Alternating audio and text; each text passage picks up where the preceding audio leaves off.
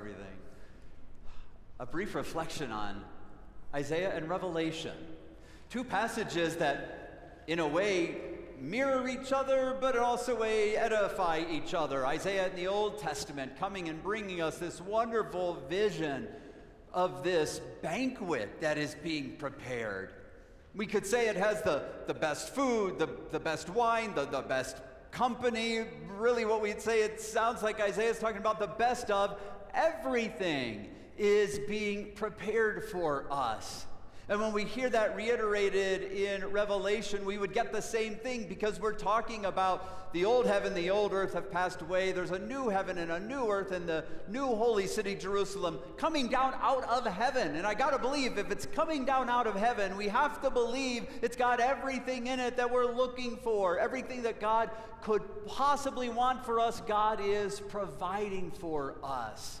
And so we get that vision of what is to come. And even as that passage wraps up, as John read for us, we hear these words, I am the Alpha and the Omega, the beginning and the end. And we get to know all of that as a part of something that's within our knowledge base, to understand what it is of God's greatest desire for us.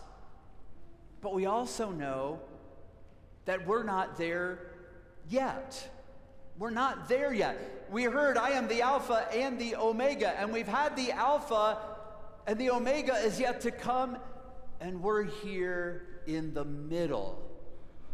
We're in the in-between, where things are really real. Where for sure there are celebrations that people enjoy that are very real.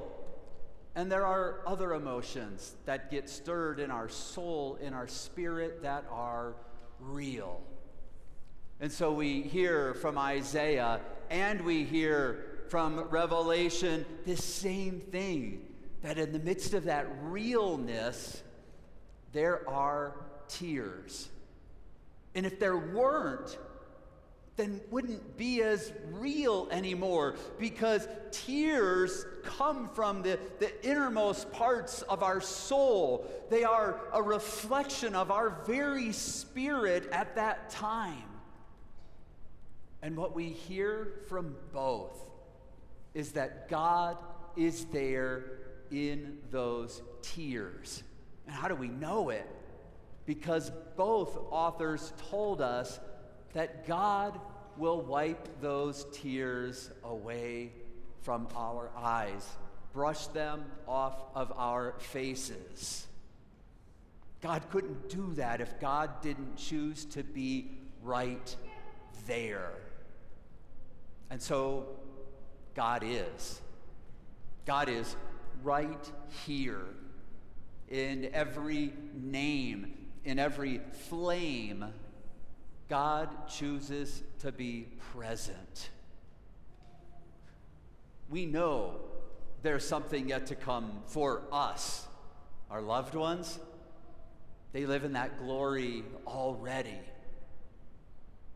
For us, we just live in the emotions, the joys, the sorrows. We live in the laughter, and we live in the weeping.